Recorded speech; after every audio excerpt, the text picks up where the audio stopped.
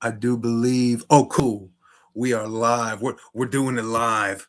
Beautiful. Okay, guys. So we've got sorry 4 minutes late. Here we go. We're doing it live. So welcome to today. It is June 13th.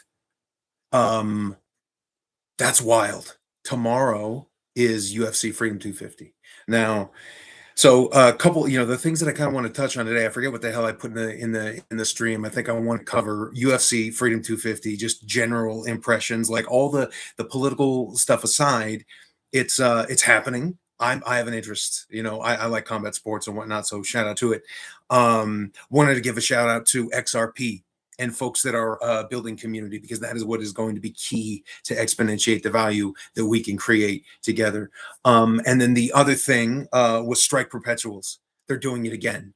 They're offering incentives for liquidity pool contributions. Again, this is UTXO based DeFi. It is live right now, powered by Strike Perpetuals. They're at StrikePerps.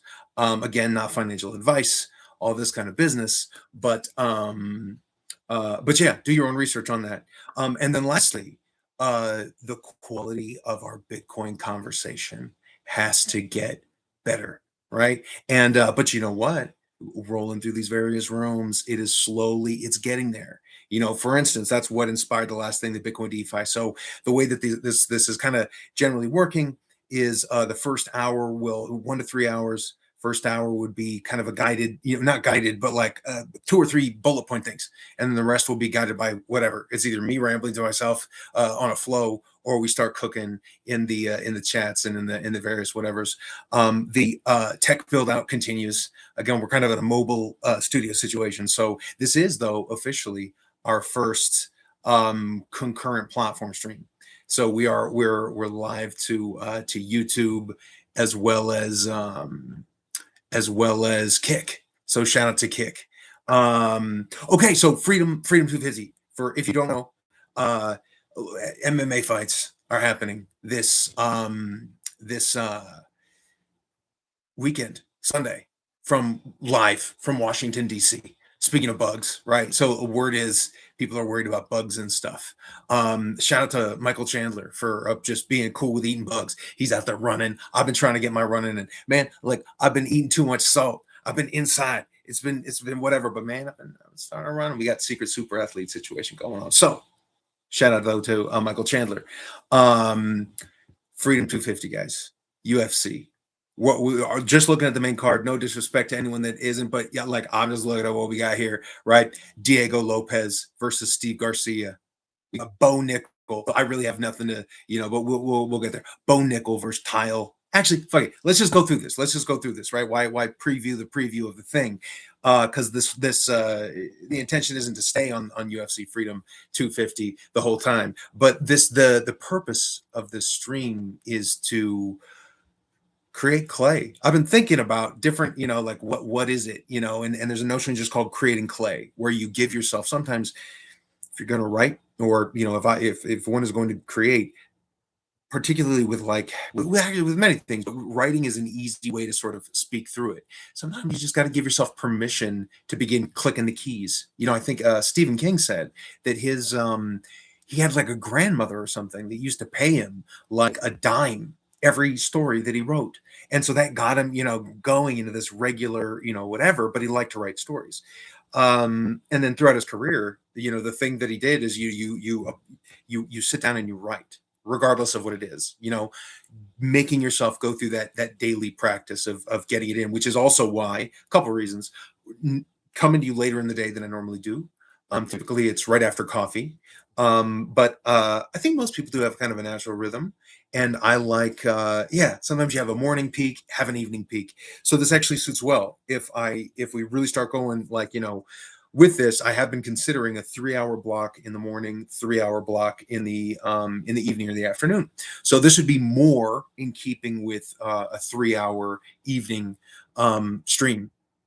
So, but yeah, there's no particular singular topic that is intended.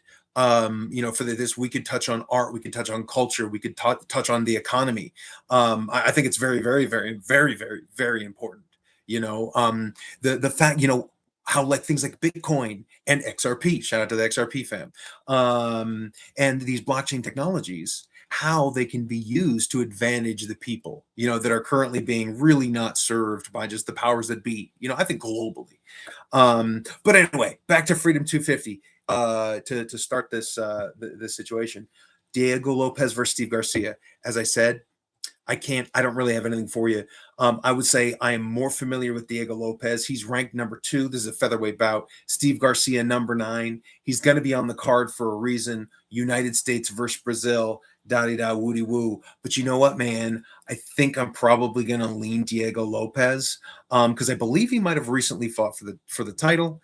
And typically, when folks are coming back from there, I'm not, going to dive into, get too granular with it, because I'm honestly not that interested in it. And not to be, but it's just, I also just don't want to click too many buttons here. Bo Nickel versus Kyle Dacos. This I am more interested in, because Bo he's like an Aaron Pico type, right? Where collegiate wrestler, really, really credentialed. He's, shout out to, whoever's in the room, We're concurrent stream. First one, we're going Kick and YouTube. And the stream will improve the quality. I've been messing with overlays, been messing with Streamlabs. StreamYard seems to be the way to go, guys, because then it's going to be easier to just share links, pull folks from the community. Like, again, also Strike Perpetuals, right? For folks that don't know, those are UTXO based DeFi tools that are live right now. So pulling in people from like teams like that, we could go, hey, let's talk about something cool. Or man, I got a friend that does, I think he's a creator on TikTok, and we'll come into TikTok too, and Twitch and all the rest of it. The important thing is education and communication and exponentiation of value creation. It's good stuff. So yeah, Bo Nickel, right? Wrestler, collegiate, kind of one of those like Olympic track caliber situations. Shout out to Gable Steveson, heavyweight gold medalist. Crazy dude, crazy athlete who is, I believe he's on this card actually. Oh no, maybe he's not on this card. He's on Connor's card. He's at the whatever the hell, what do they call that? The UFC, like the UFC Expo or UFC whatever they do in Vegas. So I think that's where he's coming up. But anyway, Bo Nickel versus Kyle Dacos. This to me, it seems like every one of these prospects will have a fight like John Jones. John Jones's veteran savvy fight was with Stephan Bonner when he had to, because I believe it was also kind of like a short notice thing. No one really wanted to fight. And so you get these really, really exceptional talents going up against like savvy veterans, right? So then you see that where it's like when Floyd Mayweather fought Canelo, right? He beat him when Canelo was like a baby. He was like 23, 25. Now, granted, he was going, interestingly enough, I think for his 40th win, something like this, or his 42nd. I forget. But Canelo was going, dude. But Mayweather was, I believe, 36 or 37 when he fought him. Because it's interesting, because then when you think about like Terrence Crawford, right? Bud Crawford beats Canelo, but Canelo's not yet 35. Crawford's 38. He was older than Mayweather was when Mayweather beat Canelo, But so I mean, it's just crazy, bro. Point is, so the father time factor is fascinating. It's one of the reasons why I think combat sports, one of the reasons why I love combat sports in general, is your body is your instrument. And what distinguishes you is your will to win, your intelligence. It's just so beautiful. It's so beautiful. And then there's the fact that we all age. You know what I mean? Like, so whether you're like, you've got like gymnasts, people that are, crazy, like a Simone Biles, right? When Simone Biles is 50, she's not going to be flipping backwards on a balance beam like she does today. Maybe she's going to choose to do that. And hey, medical technology being what it is, I might have to rescind that reality, because I do think that it is very likely that medical technology will advance to a point where a lot of this, like, like anti-aging or I'm just supplementation in medical science is going to advance such that I think a lot of the things that we associate with age are going to be able to, we're going to be able to selectively roll them back. So we may actually have these athletes longer than we think. But one of the things that I think is so beautiful about about combat sports, with respect to age, is then it's almost like you're watching these people contest with something that we all do. We all age, time, all this. So fighters over 35, it's very special. I digress. So shout out to him. So Bo Nickel is one of these young prospects. He's on the come up. He's, talent and all this, you know. Um, although you know what, he did, his last fight was actually a pretty savvy veteran. He was against that Scottish cat. But this is one of those fights where I think it's set up for Bo to win, if we're honest. But the guy is probably not coming to play. This Kyle Dockhouse guy, he's got a very long frame too. His bones, very long. So I would watch that, like with Bo. Like Bo, one of the things I think one of the things that shit, I spilled this water.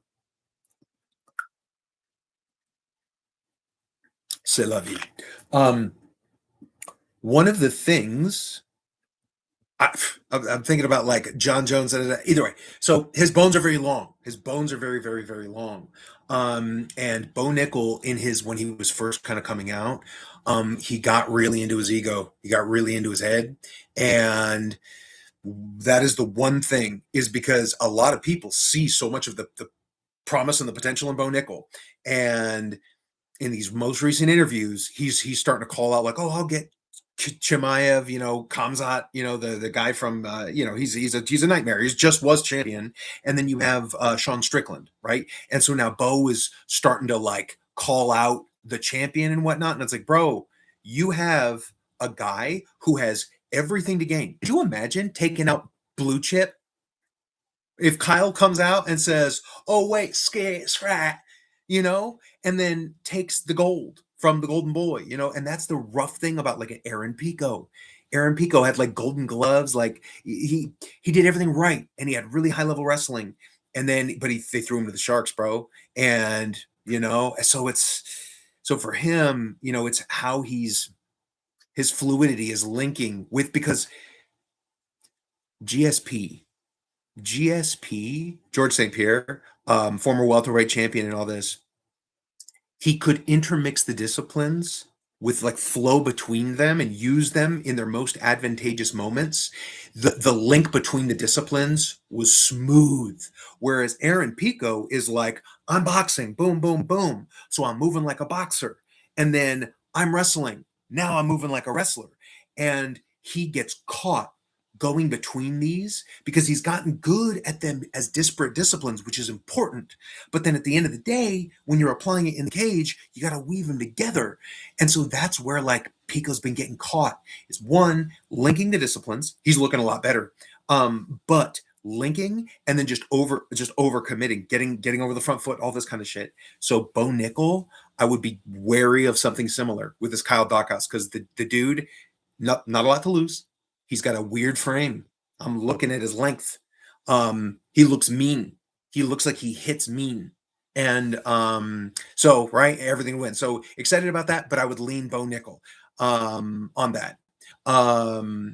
Mauricio Hoofy versus Michael Chandler. Oh my gosh. Okay, so here's a couple things, right? Just father time. I have to lean Mauricio Hoofy. Like, it would be so like, it would be kind of like a Rocky-esque moment. It would be the Rage Against the Dying of the Light, the Father Time fight, is this one in a way. Because like you could say a similar thing with Gaethje and Ilya, but it's different. This you've got like kind of that old dog Michael Chandler, but Michael Chandler's over 35. He's like, I don't know, dude, 37, 38. Again, I don't want to click all the buttons and whatnot. But so he's over 35, that you're in the father time factor. And your odds of becoming a champion radically drop off. Now, here's a good thing: not fighting for a championship, so we can't, hold it to like championship level rigor. But they're top 10, whatever. Mauricio Hufi is on the rise. So, I'm, what I would say this, right? Michael Chandler, we know that he has a strong wrestling background, but he doesn't do it. He doesn't do it. And like, dude, anyone that's seen Justin Gaethje versus Michael Chandler, that shit was fire. It was crazy. It was crazy. It was crazy. Michael Chandler gets into those dogfights. His fight with Charles Oliveira, I believe that was the fight that Charles got the belt in too. Um, yeah, man. Anyway, so I mean, Michael Chandler was looking good. I think he even had Charles on the mat, pressed at the end of the first round, but then got overconfident. Got caught mixing it up with Charles Oliveira, and Charles caught him, and then down goes Chandler. Um, um, so it's one of those things where the gentleman also is an exemplar of discipline. He's one of those that he's always doing he's always putting in the work. Like, he looks like he's on vitamins, right? But I believe that he is like, I actually am not going to say that that's what he's doing, because because he is about that life though, right? So there's a whole kind of thing, but he's one of those like true athletes, like where you can tell that from when he was like 14 or 15, he's just been like, no, I eat food to fuel my body, build my body, optimize for that. I move. I have so many hours in the day. I can lift these things. I can move my body this way. And he's just been that, and most of these dudes, all the elite ones though, like a Terrence Crawford, bro. Like, that's what I call the monk that sweeps the cobblestones. I think about like this monk in some far off Buddhist monastery, and there's like a beautiful tree that grows in a courtyard, and there's like these cobblestones, right? And he swears this like vow of silence, but each of the stones has a slightly different shape, and so like he finds the intimations of nature and all this cool shit. But it's also echoes of a quote by Beryl Markham: "If a man has any greatness in him, it comes to light not in one flamboyant hour, but in the ledger of his daily work." And so, yeah, man, these elite level athletes they're those kinds of folks, man. Um, and it's interesting. But Father Time is undefeated. Father Time is undefeated. And I just think that when you look at Mauricio Hufi again, I don't know, I'm not, clicking buttons, and I'm not as familiar with him, but he is younger. He's on the rise. He's got his bones. He's longer. Michael Chandler. It's wild, man, because Michael Chandler has so much mass. He's a lot like a little Mike Tyson, honestly, and even in his style. He throws heavy bones, but he doesn't connect a lot, and he's got that smaller reach, and he doesn't have the refinement. He doesn't have the technique of a Mike Tyson, and he's not boxing, right? He's doing mixed martial arts. So I would say Michael Chandler walking deeper into Father Time territory is right. That's one. Probabilistically, that's going to be rough. So advantage Roofy. You look at their styles, right? I would say advantage Roofy, because you've got someone that's inclined to strike, striking. He's got the longer bones, again, not clicking numbers, not looking at reach, but, so I'm going to have to, lean Roofy on that. But, man, Josh Hockett versus Derek Lewis. I'm a big fan of Derek Lewis. I agree with Dana White, though, that Josh Hockett's shtick is not like my bag. But Josh Hockett definitely has cardio for the size, because he's like, dude, he's not a big heavyweight. He's not a big heavyweight at all. He's much more like a 205 or 185er. Someone actually posted some video of Hockett, and I believe it was Bo Nickel in college, wrestling at like 185 or something. So yeah, or just a little, maybe 177, because wrestling weights and MMA weights aren't exact. Point is, yeah, Josh Hockett doesn't really have like the bones of a heavyweight, let's say. But one of the advantages is heavyweight is historically weak. You typically don't have more than 5 to 6 really capable, like larger folks. There's an old saying that like the heavyweight boxing champion of the world or whatever is actually on a football field, because those super athletes that are of that certain kind of size, they just can make more money there. And but yeah, man, we start to see as the profile of mixed martial arts and combat sports rises. And in the Jake Paul era, shout out to Jake Paul for doing what he's doing. I respect the hustle, man. You know, and man, Platinum Mike Perry. Shout out to Platinum Mike Perry, bro. He's one of the coolest stories because you're seeing someone like grow and refine and create a future where it doesn't seem like the gentleman, and it's like a lot of these folks that are in the combat sports world where they're not coming from a position of advantage, you know what I mean? And so it's really really cool to see them kick ass.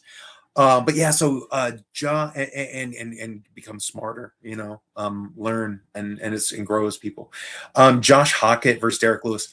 I want Derek Lewis to knock this dude the hell out, you know. I do think though that Daniel Cormier would style on Josh Hockett all day, every day, da da da da. But frame wise, you know, Daniel's actually even more barely. Like, you know, Daniel's got I think broader shoulders even. But it reminds me of that, like, and no disrespect to Derek Lewis, but like, and it's styles, like as they say, styles make fights. You know, DC even has basically said, bro, like when because DC was heavyweight champion. Shout out to Daniel Cormier. He's been the light heavyweight and the heavyweight champion of the world. Um, and but yeah, when he fought Derek Lewis, I think he defended the title against Derek Lewis. And he was just like, bruh, you know, because he knew that he was going to be able to wrestle. He's like, bro, worst case, you know, I'm gonna get a hold of one of those legs, and then it's gonna be that's what it is. I got to do that 5 times, you know. And so Daniel knew that he was gonna be able to cook Derek in 3. You know what I mean? Um, and so Josh Hockett, being with a wrestling background, I mean, and it sounds like he knows this. Like, if Josh Hockett is going to fight a smart fight, he does not want to do what he did with Curtis Blades. For folks that don't know, Josh Hockett, and again, shout out to the crypto and the blockchain folks, and you know, or the music folks, right? Because some people might be out here waiting for like a these arms of mine, right? And but here we are talking about some other shit. So just understand this is supposed to be a nexus of vibes and happenings. And right now, I'm excited about Freedom 250. It's what's happening in the planet. And so I want to talk about it. But yeah, so Derek Lewis, bro, I think I think it's closer than you would think because here's the thing, right? So Josh Hockett should up, use the Daniel Cormier recipe. Go in, say, hey, look, I'm gonna wrestle. You're right. I'm gonna get a single. I'm gonna get a double. You know, basically, just get you want to close that distance, as the great Demetrius Johnson says, crossing the void. You know, it's that distance between opponents where he can't hit you, you can't hit him. Your bones, right? Your geometry at full extension cannot touch, right? But then there is a void, there is a distance, right? That you could actually consider this that you've actually ceased the void, you've crossed the void once your bones can touch, you know. But it depends on what you want to do, you know what I mean? Are you trying to wrestle, you know, because then you're in deeper, right? And that's why where Daniel Cormier would call it blades, like when he fought Johnny Bones, you know, because he knew in order for Daniel Cormier to get in close on John Jones, he would have to contend with 85-inch reach, which is insane at a 6'4" tall person. You know, only Stefan Struve had that, and I think they just might have signed some new guy that has a reach that's similar. Oh no, it's the giant Cuban in on the Netflix card that just fought. Who did he fight? Oh, Junior Dos Santos. Yeah, shout out to Junior Dos Santos, but brother, please consult Brian Johnson and the mushroom thing. There was this lady with Alzheimer's. Word is she had some mushrooms, probably between 3 to 5 dried grams, and then suddenly this woman that was not really responsive, apparently even had like incontinent issues, was like recalling all kinds of stuff, holding conversations like about her wits. So shout out to natural medicines and stuff. Let food be thy medicine and medicine thy food. Um, you know, because Junior Dos Santos was such an exceptional fighter, dude. He was a great heavyweight. He was one of the dark horses. I pretty much called every dark horse. I remember seeing Junior Dos Santos. I was like, that guy's going to be a heavyweight champion. Like, Cyril Gane. I was like, that guy will be a champion one day, a heavyweight champion one day. Conor McGregor. You know what I mean? You see it. Jiri Prohaska. Yeah. Anyway, back to this situation. Josh Hockett. He's going to want to cook the Daniel Cormier plan really against Derek Lewis, is close, wrestle. Here's the thing though, as folks are commenting on, Derek Lewis has a propensity to be like, oh, bet, well, I'm going to stand up again. Like he just very nonchalantly will just like, he's just like, it's just, he just powers his way up and out, you know? So, and part of that's also, there aren't a lot of very technical heavyweight wrestlers, so there's like, one could consider that, when we say, oh, he's showing wrestling, like, it's like, okay, they got a takedown. Like when Francis Ngannou took down Cyril Gane, when Cyril Gane. I'm pretty sure Cyril Gane did take someone down. But the point is, right, like some of these heavyweights, they'll take someone down, but they're not really like elite level wrestlers, like Gable Steveson is coming in. So all of which is to say, if Josh Hockett has a high probability avenue of success, he's got a way where if they both execute on their game plans and you apply all the probabilities that you would assign to them, like with age and whatnot, and their reach, like, where they're coming from, their styles, you got to kind of lean Hockett, but we don't know. Is he going to be ridiculous? Is he going to be stupid and exchange with Derek Lewis? And for folks that don't know, the Black Beast has the record for knockouts in the UFC. Like, he's knocked out more people, he's stopped more people, which is pretty wild. You know what I mean? So that's the thing. And and Derek has been a lot. He seems like he's been a lot healthier recently. It seems like USADA is no longer around. I'm not trying to put that on Derek, but I just mean the whole roster. Even I think is just gonna have more whatever. So I guess what I'll say is my heart is going for Derek Lewis. I really want Derek Lewis to be able to get him to touch his chin. I think at the end of the day, Josh Hockett understands this is a way where he can really get paid, and winning at the end of the day is a better way. And he sells it outside that, as long as it doesn't look ridiculous. But the fact that he has the wrestling background, we'd want to look for him to seal the deal for Derek's, because I like Derek. I don't want to see anyone get hurt, I would love to see Josh Hockett get him with like a Von Flue choke or a head arm triangle or something like that. Just get him in a submission, and just close out the night that way. I'm not calling that to happen. I'm saying I would like that to happen. I think what's more likely is probably a more boring, 3-round situation. Like if Josh, pursues his, win at all costs, like GSP was really good at understanding the opponent's advantages and making them fight outside of the domain of their skill set. And George has cultivated a game where he was top level in a discipline. He may not be best at any of the things, but he's in the top 10%, so he'll just go, okay, well then where are you the weakest? And I'm an exceptional player at all domains. GSP, man, he's a hell of a wow. It's like Demetrius Johnson, man, also crazy. So yeah, I would say if probabilities say Josh Hockett gets it done, I really am hoping that Derek Lewis can catch him. But I will say this, by virtue of the nature of the way in which a Derek Lewis wins, we cannot count that out. As a matter of, we can't. And that's actually, I'm kind of excited for it because I very much can see Derek Lewis catching Hockett on the way in and just laying him out, which would be a pretty silly way for a guy that's kind of launching this kind of shtick and this, this character. But I wish him well with it, man. Like, shit, he's risking his health out there, man. And people respond to the craziest stuff, dude. So is what it is. Sean O'Malley versus Eamon Zahabi. Um, interesting fight. I really like Eamon Zahabi.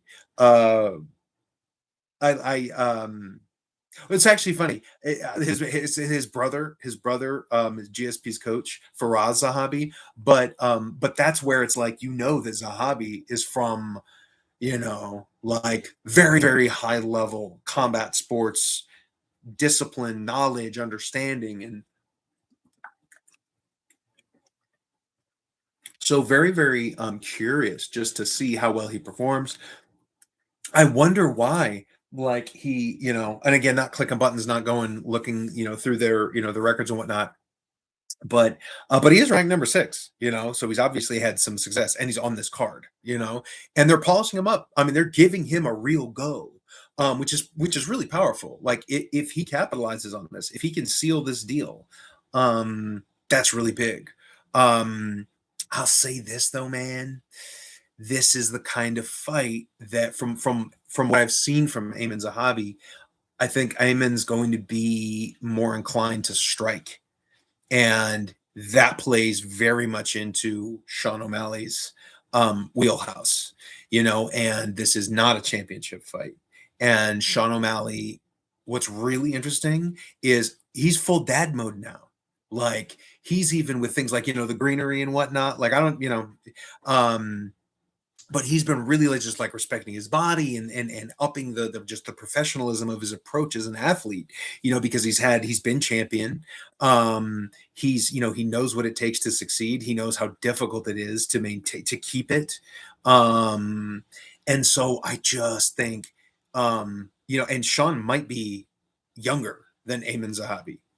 You know what I mean? Like again, not clicking buttons, but I would almost think that he is younger, like Sean still, because I would guess Sean's probably like 31 or younger, I think.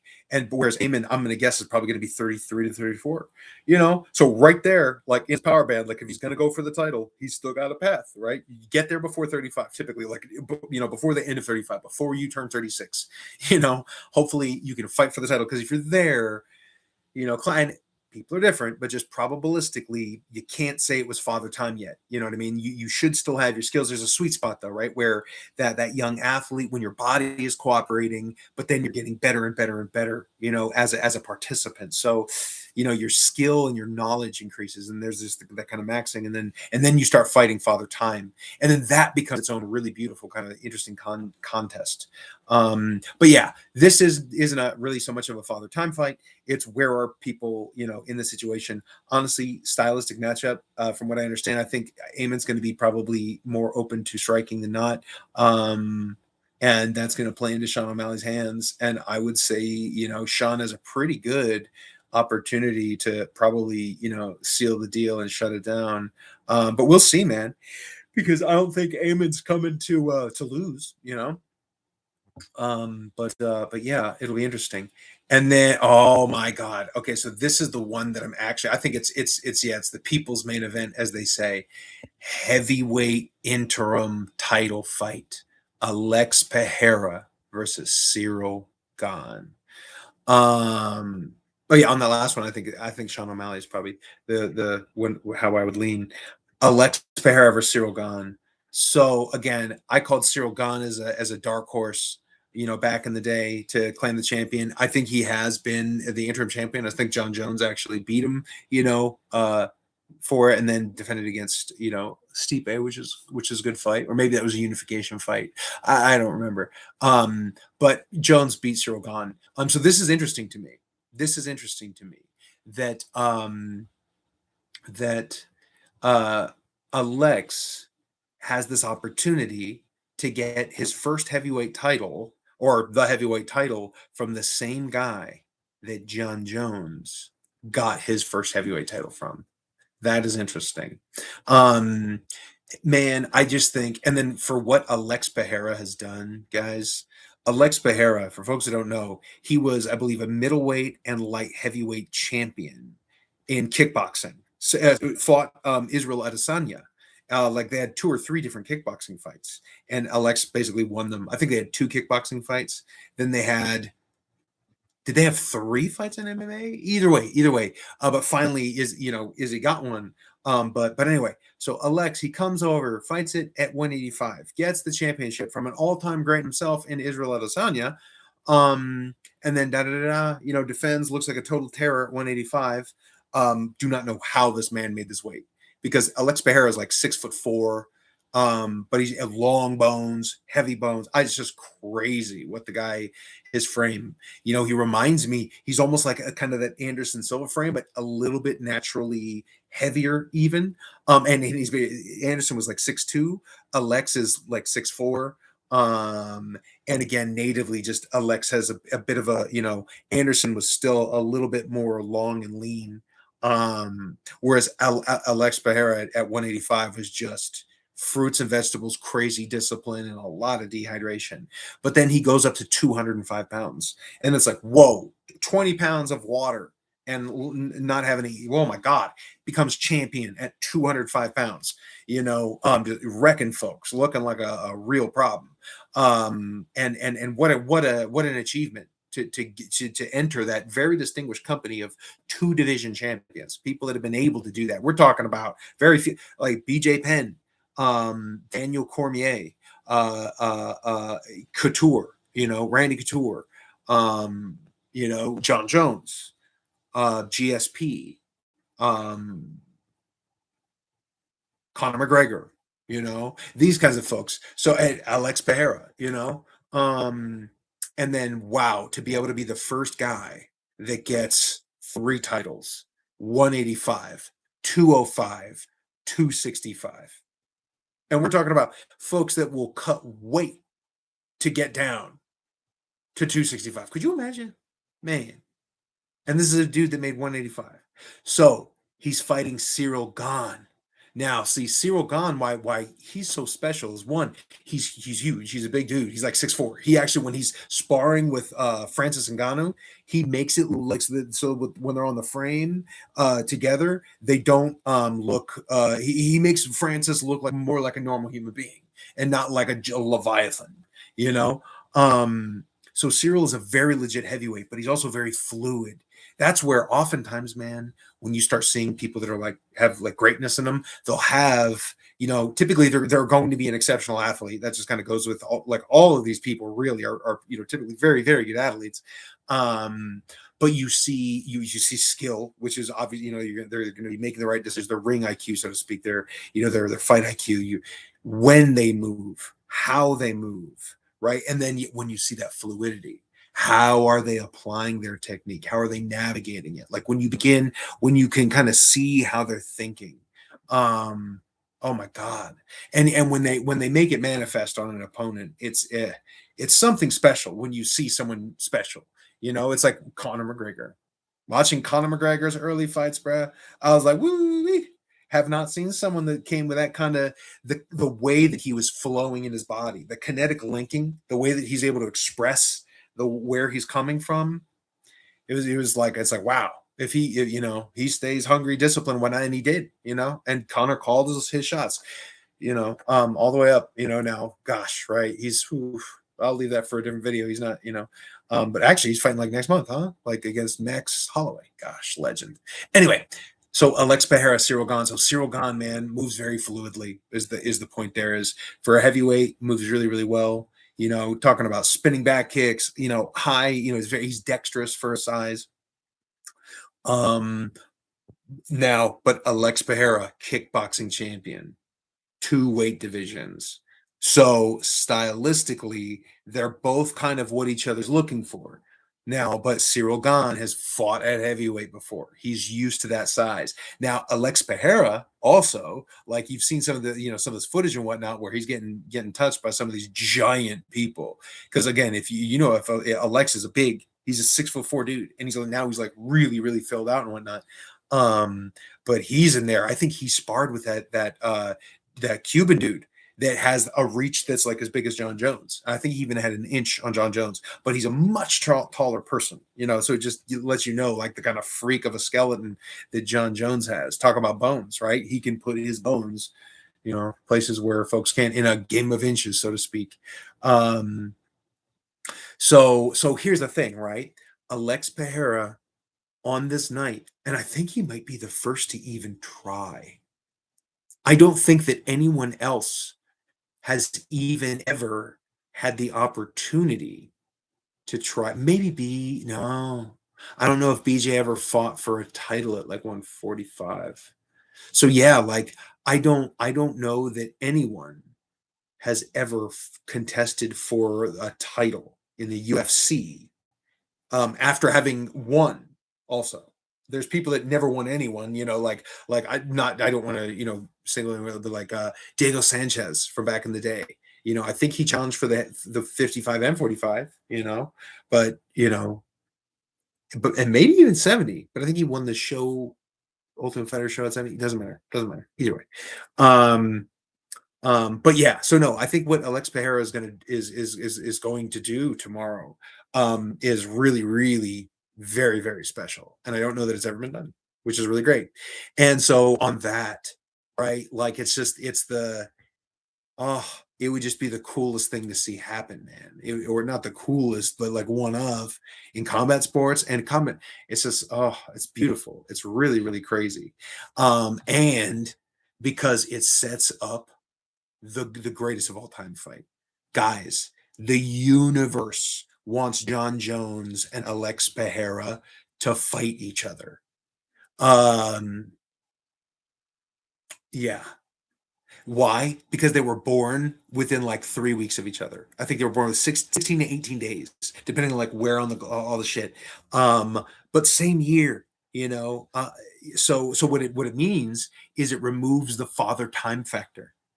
So, because they're both walking into it day for day, it's not even like 6 months apart. We're talking they were born on this earth within 2 weeks of each other. And then they go on to become champions, both getting the 205 title, both being these like really wild all-time greats, crazy skeletons, and for them to meet at heavyweight. Oh my God. To unify, like who knows, like if Aspinall is gonna come back. I really hope his eyes are okay, because that's nothing to mess with, dude. Could you imagine, dude, like losing your sight? Shout out to like Michael Bisping, bro. you know um but yeah, I think Alex Pereira and John Jones is an awesome fight. I think that's just a super, super awesome fight. Um, and I would love to see it. And so for that reason, I am going to pick that the universe is going to put some woo on the side of Alex Pereira, and he's gonna figure out a way to get it done. I do believe he's actually a little bit older than Cyril Gane. Again, Cyril Gane is also a heavyweight. Like if it wasn't for that thread of destiny that Alex Pereira has a shot at doing, and just how awesome it would be for us all to watch that, for John Jones to come back. And I mean, God, dude, and if they fought for the undisputed title, it would just be the coolest thing. And yeah, so for that reason, I'm going to go with Alex Pereira.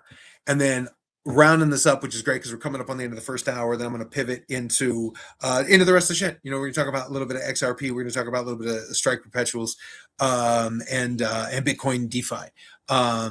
Just because that was something that someone had touched on in one of these spaces. Ilya Topuria versus Justin Gaethje. Wow. Right. I mean, here is a case of a serious father time, right? And it's not that like Justin Gaethje is super, super old. It's just that like it applies very much because Ilya is, I think, 29 or 30 or something like that, or 31. Like he's still in the middle of his power band. Like all champions, like if you are going to be like an all-time great, you do not want to have any smoke with that person from typically like 28 to 32. Somewhere in that band, that athlete, if they're going to be an all-time great, is going to hit that greatness streak. And it'll typically launch sometime between 28 years old and 32 years old. 32 is just, ooh, that's the scariest probably time to fight anyone that's going to be really, really, really good, because they're still got 3 years of their body being there, their reflexes being there, their strength, their power being there, their recovery. But they're old enough to have collected some real skill. So, but yeah, man, when you get these all-time greats, man, and in the modern era, Ilya very much looks like one of those athletes that has come up with multidisciplinary, like a skill set, cultivating a broad game. Like we really are seeing these mixed martial arts athletes that are emerging, that are not these, favoring one style and adapting it to mixed martial arts. And I think Ilya is just one of those guys. Like the word is that he was wrestling it was his thing, and then he went wrestling and like submissions and whatnot. But then his boxing was just like, so then he gets, good, and he does have really good boxing. His hands are really, really great. And he's fighting in mixed martial arts. So you've got a guy who is able to present his threats and navigate the space in the cage, and present his threats with a kind of confidence, knowing that they don't know how good he is on the ground, And so Ilya is able to optimize his offense, and he's not really worried about getting taken down, because then they can F around and find out. So when you look at Justin Gaethje's age, when you look at the style, when you look at the way that he lost to Max Holloway with speed, guys, and Ilya is a fast guy, and Ilya is coming up from 45 to 55. So I mean, yeah, like the feel good story is that Justin Gaethje gets it done, and all this.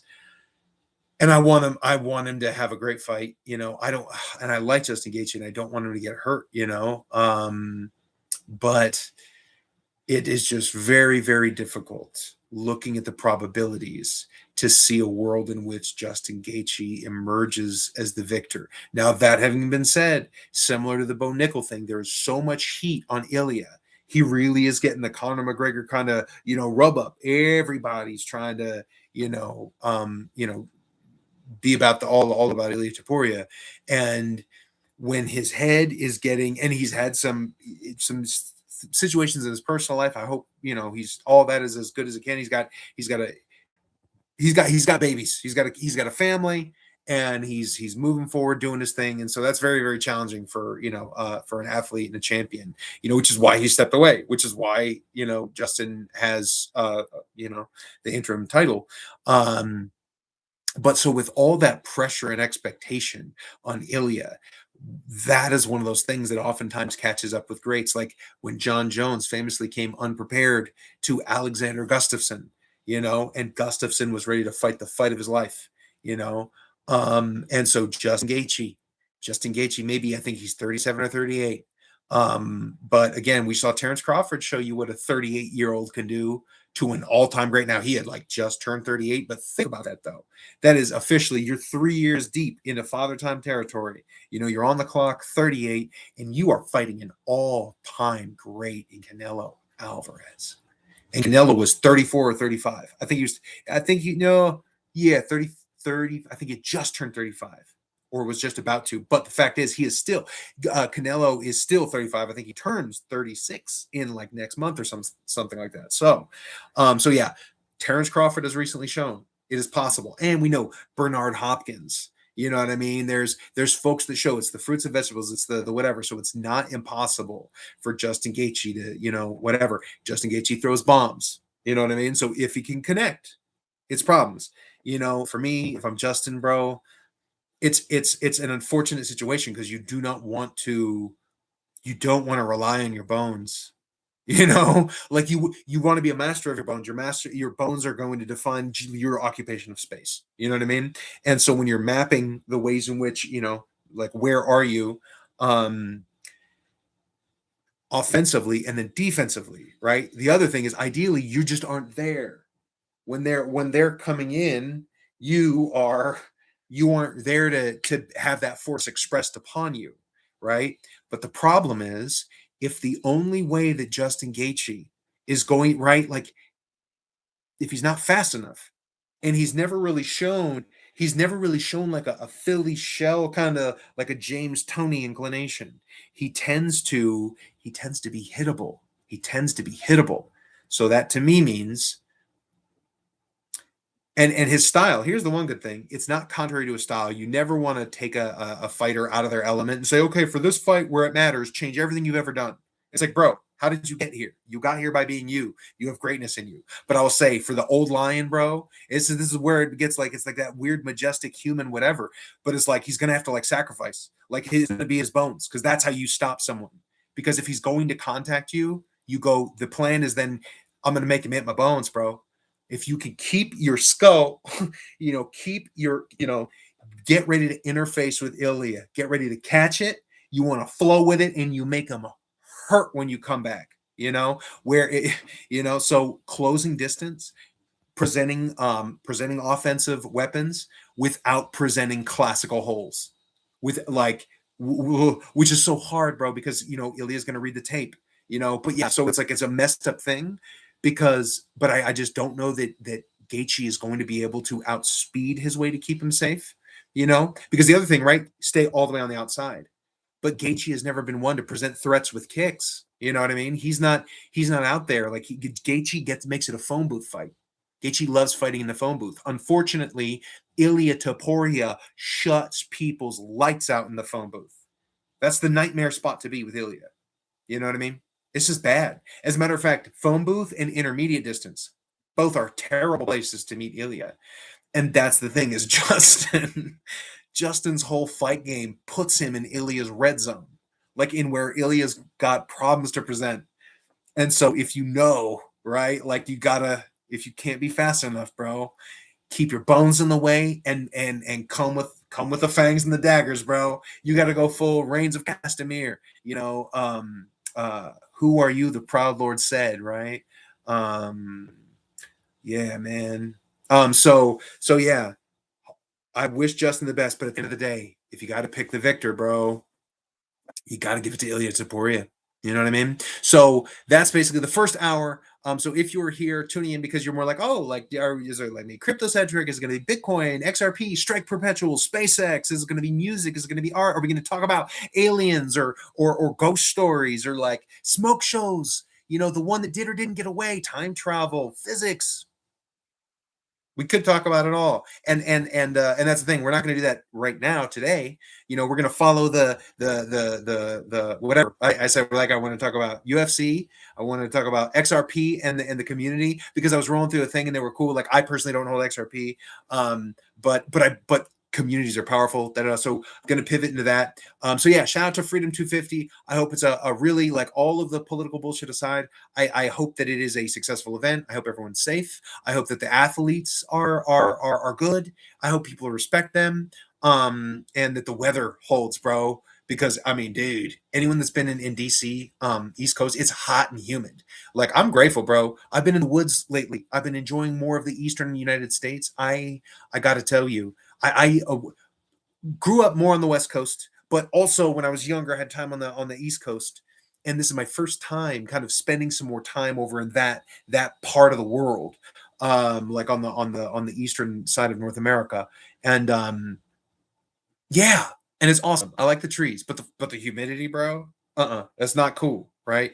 But here it's not so bad. But in like DC, in like Pennsylvania, Georgia, oh my God, man, you ever mess? Oh God, that's the worst. Like, oh gosh, yeah. Shout out to Georgia. But when I tell you, right, that like Atlanta, like Gwinnett, dude, when that shit gets humid, it's bad, dude. You take a shower and you walk outside and you're like, why? Why did I even do it? Like, you feel your body inside your clothes. You're like, I just don't like anything. So word is that they've got a very fluid schedule for the event. Probably mostly though it's for weather phenomenon. They're ready to float whatever it is. And then like security is obviously like top whatever. So it'll be interesting, and I guess the weather report is that it'll be good. So hopefully there's no, because I also heard they have an apparatus that they're calling the claw. So in order to light this rig in front of the White House, they've got this gnarly metal apparatus. And think about it, you're lighting a octagon outside. So let's just say there's a lot of electricity overhead and like architecture, and you don't want like lightning and thunder and stuff rolling through. Um, but yeah, so hopefully they're safe. But yeah, so the format of this is typically I'll have like 3 or 4 things maybe to start the stream. Sometimes it'll just be okay, it's a live stream, let's go, and we'll do 1 to 3 hours. But typically it'll be like a handful of topics of notions, and then folks can feel free to to comment whatever. And again, as we continue to evolve in the tech and the whole concurrent live streaming, I'm learning that now. Like was messing with OBS Studios, very cool, but like kind of like very unintuitive, very capable, but and then hardware again, like I'm kind of a mobile studio situation, so it would tax most of the hardware that I have here. So then I was looking into things like Stream Elements, kind of dug it.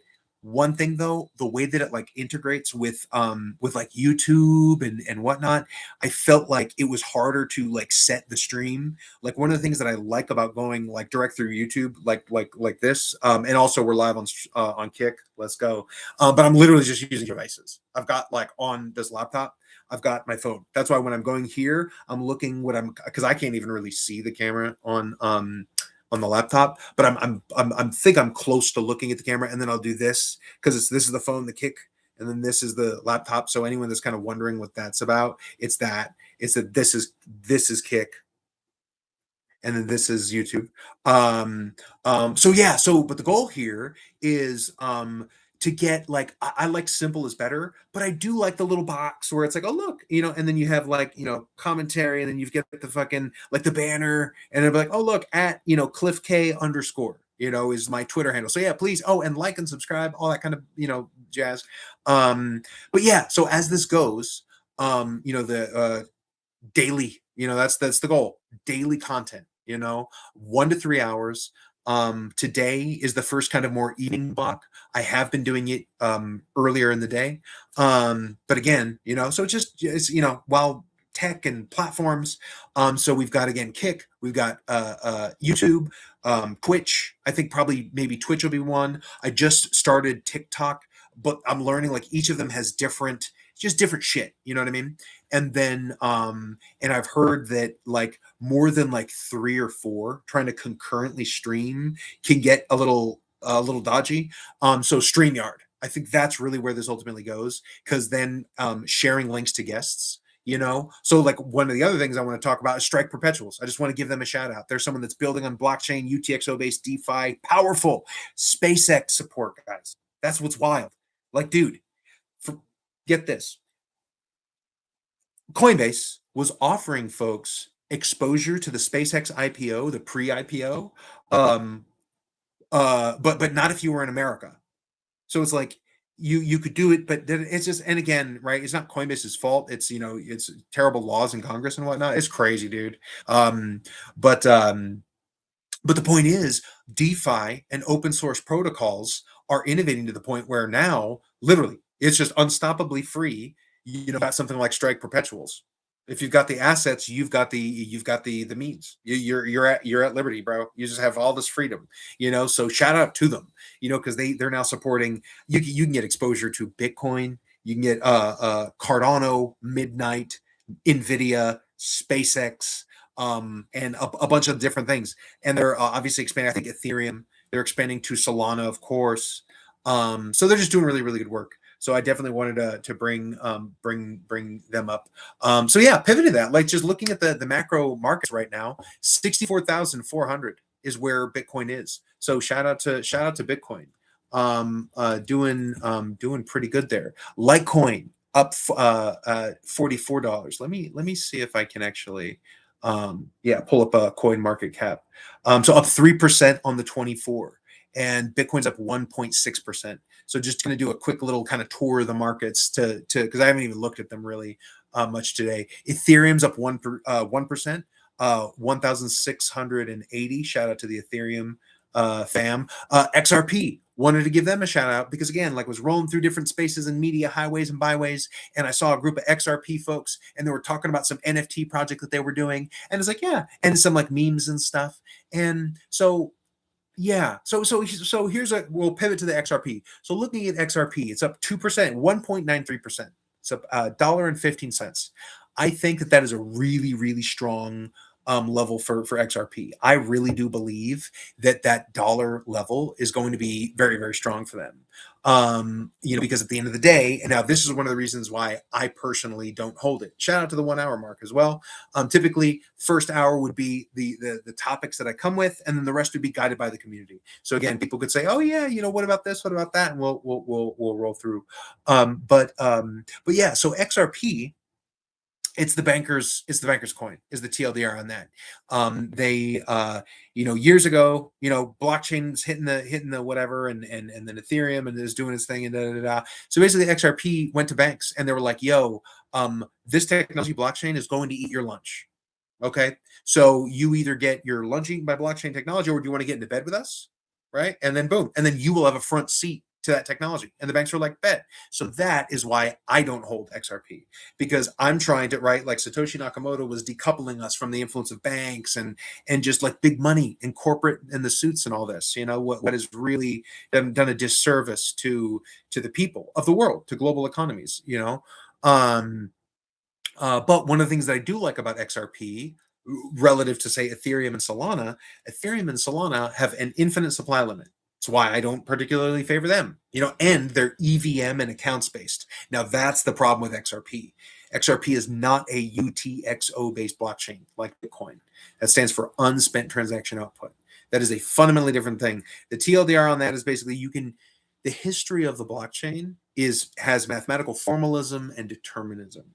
You can unspent transaction outputs create other unspent transaction outputs. So for instance, let's say I have some quantity of Bitcoin, a $20 value worth UTXO that lives at an address on the Bitcoin ledger. So basically a publicly distributed ledger like Bitcoin, each block is literally just what are all of the addresses that exist on the network and what is the value of the UTXOs that are associated with each of the addresses. And those addresses, how are they generated? 12 or 24 words in a particular order. Only the person that knows those 12 or 24 words in that order, that is what constitutes the mathematic rhapsody that generates all of the addresses. So if you know the keys, then you can claim the things that are on the addresses. So anyway, if on one of these addresses there lives a $20 UTXO value, I mean, Bitcoin, it's $20 USD, buying a $5 cup of coffee. What happens is you spend a $20 UTXO. That $5 for the coffee, $5 worth of Bitcoin goes to the address that the coffee merchant says, hey, pay me here. It's a random string of characters or, $ Francois coffee or some QR code. However, they say, this is my address, pay me. At the protocol level, you're going to spend an unspent output. Say it's $20 is the value of this theoretical UTXO. It's going to create a $5 UTXO that goes to the merchant, and the $15, the change that remains after you spend that output, literally follows the mathematics back to the address that spent it. Or to the custodian of because there's all kinds of really cool things you can do with UTXOs. But so that builds every 10 to 15 minutes, and every time someone expresses and moves value across the ledger, there is a mathematically formal and deterministic and discrete record of it. So the UTXO set also allows you to essentially create models with the surety of like the principle of transmissibility or Pascal's principle.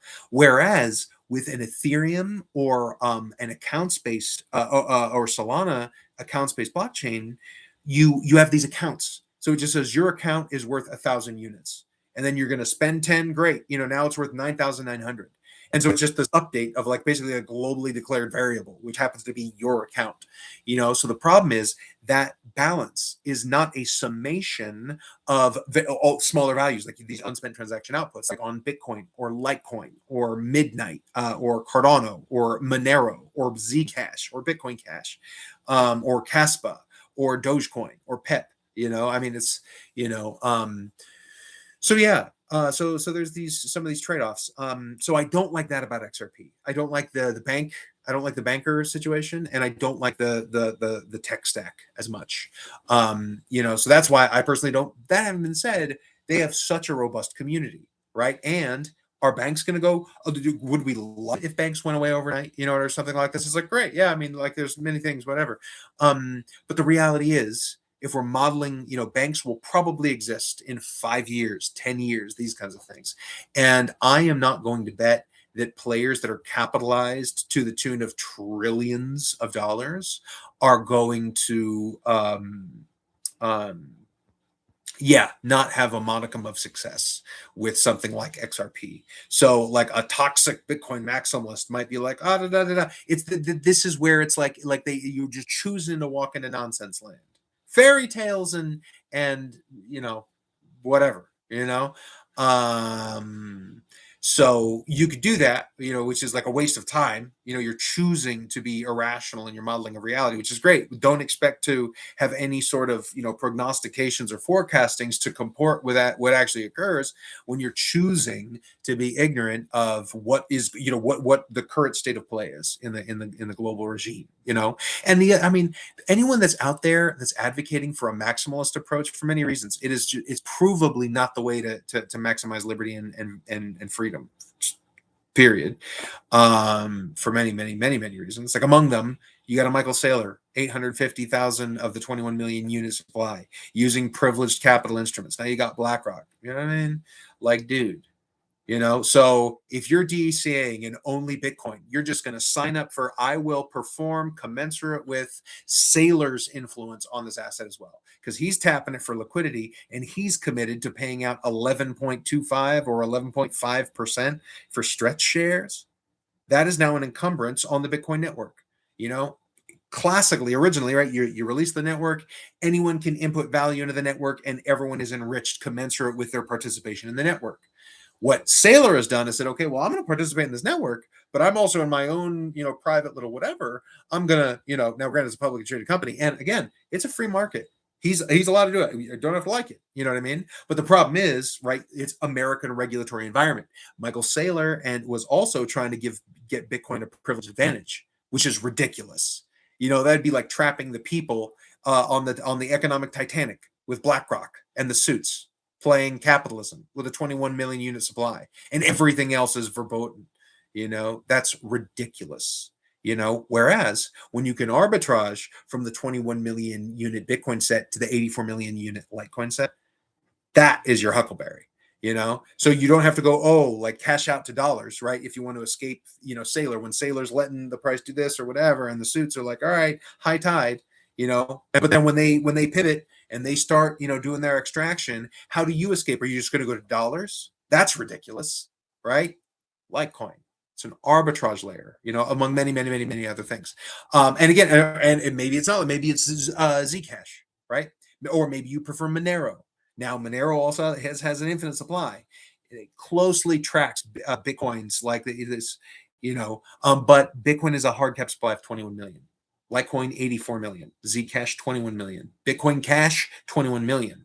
You know what I mean? So understanding, having, quality conversations about these assets and whatnot. So XRP, there's 100 billion. It's not UTXO though. I can't, it doesn't live under the grand unified UTXO theory umbrella.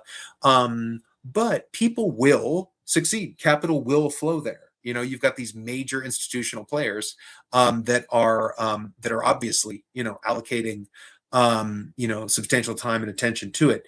And then furthermore, what gives me the greatest confidence in them is there is the community, and that's where for someone like me that understands that there's a greater liberty potential, like in the assets like Bitcoin and Litecoin, basically you're looking for assets to be a sovereign digital asset where in and of the, your custodianship of that asset gives you economic expression, the ability to express yourself economically at all points of the globe, and no one can stop you. Whereas with some of these like stable coins like Tether and Circle and whatnot, they can be clawed back, can be frozen.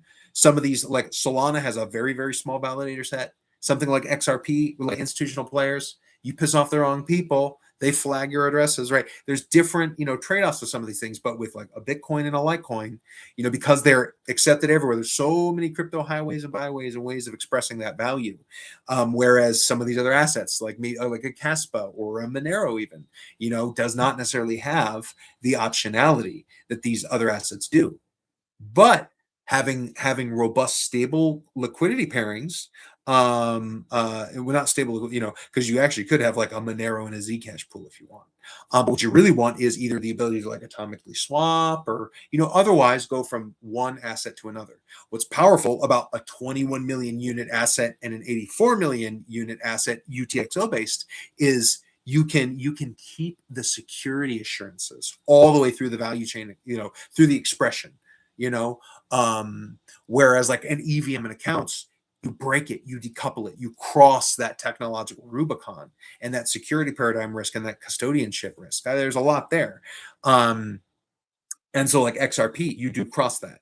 If you try to, so to me, the game is, or the approach, shout out to Nash Equilibrium and all that, like game theory, but the game is to, if you know that you're going to have friends and community and just people out there that are pursuing entrepreneurship in the tools that are out there, right? Some people are like Ford, some people like Chevy, some people like the LA Dodgers, and some people like the Yankees, New York Yankees, you know what I mean? And expecting everyone to wake up and think, oh no, everyone's got to do this and everyone will do this, and it's just absurd, childish thinking, which, and also it is not the freedom maximizing or capital value creation maximizing solution. Isn't to just, stubbornly and foolishly insist that it's only this thing, yeah, it's ridiculous. So yeah, shout out to XRP and shout out to their community that's building cool shit. So I wish you well. Which leads into Strike Perpetual. Speaking about UTXO, man. Yeah, so as mentioned, SpaceX IPO exposure. So shout out to SpaceX. Oh, as a matter of fact, let's check out where is SpaceX right now. $160. Well done, guys. So yeah, and in aftermarkets, it's at 166.85. It looks like. So man, it's doing great. Doing really, really great. If I had my tinfoil hat on, I would be, if I was looking to, I don't know, man, I would keep a weather eye on the markets because really it's about like the peace talks in Iran and whatnot. Let's go peace, right? Peace be unto the people of the world, man. Peace to the people of Iran and Palestine and Lebanon and everywhere, and Ukraine. We can do better than this, guys. Humanity is better than antagonism and war. It's a waste of everything, of our life, our blood, our money, our treasure is humanity. So I'm bullish on peace. But when I look at these markets, you know what I mean? I'm not going to be the one that's going to tell you that there wasn't, maybe a concerted effort and, to make sure that the environment was conducive to a successful rollout of SpaceX. You know what I mean? It's a major capital opportunity. So there's that, but I do think that it looks like what's cool is as of now, the value maximizing approach is still on the table. And I'm very, very excited by that. I think it's fascinating, like academically, just to see how the liquidity flows and whatnot, and just the stewardship of the asset. How the market approaches it, which is to say, I like SpaceX cooking out over the course of the next 30 to 40 days. Having a nice natural expression and not having some gnarly correction down to like $60 a share. But you got to be ready for that. Like for me, I'm looking at shout out to things coming in like email or something. I'm looking at about 1.52 trillion as the base, right? So if we're cooking it around 2.2 trillion or whatever, in my head, if I'm saying, okay, you're like, here's where I think is probably a closer to a base valuation, and you got quite a bit of, potential for looking to book profit. And that's where see how that capital is going to be expressed and how is it going to flow.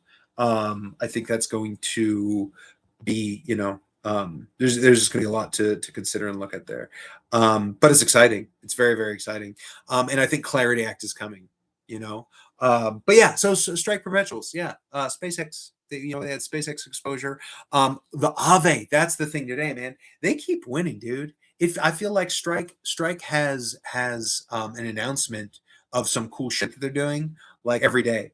And so the most recent one that I've seen is they've got some proposal. They're trying to increase the stablecoin liquidity depth, which of course, um, and so it looks like they've got some sort of a like an offering where they'll take like Aave, and I haven't used Aave, so go do your own research on this. But basically, they're accepting like Aave, and it might be like liquidity tokens. So you got this asset that you're getting yield on in Aave, and they're saying you use that to add liquidity to Strike Perpetual's platform, and then they will pay you yield on that. So basically, they're in some way they're like tapping the liquidity from I think liquidity tokens, liquidity participation on the Aave platform, to increase stablecoin liquidity depth within the Cardano ecosystem.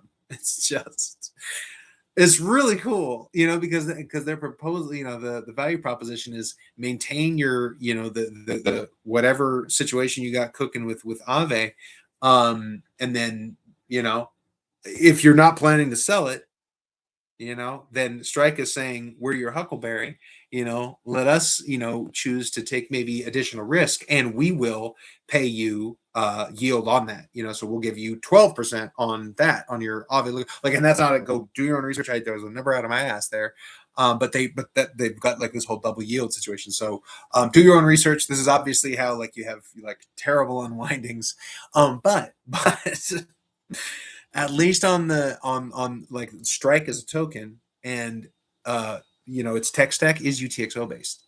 So now the crossing of those EVM Rubicons, like Aave, to my understanding, that is not a UTXO based situation. So, but there's the good thing though, right? If you have Aave liquidity that you could like contribute, then you're already willing to take that risk. Like I don't like that, but if you're already doing that, then this is like, well, bet you want to get more yield, but then you gotta say, all right, how's the Strike, folks going? But again, you will know them by their fruit. Shout out to our boy Jesus.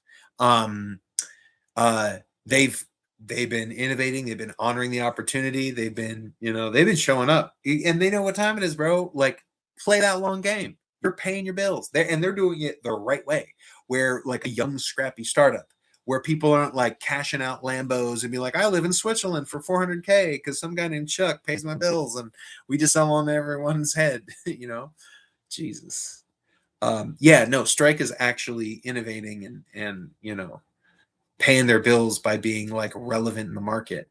Like, for folks that don't know, Strike is moving the most transactions, and like actual like consequential volume on the Cardano blockchain, like more than any other project. The only ones that really like are messing with it, like like Knight, which is like another L1 token that happens to also live as a Cardano native asset.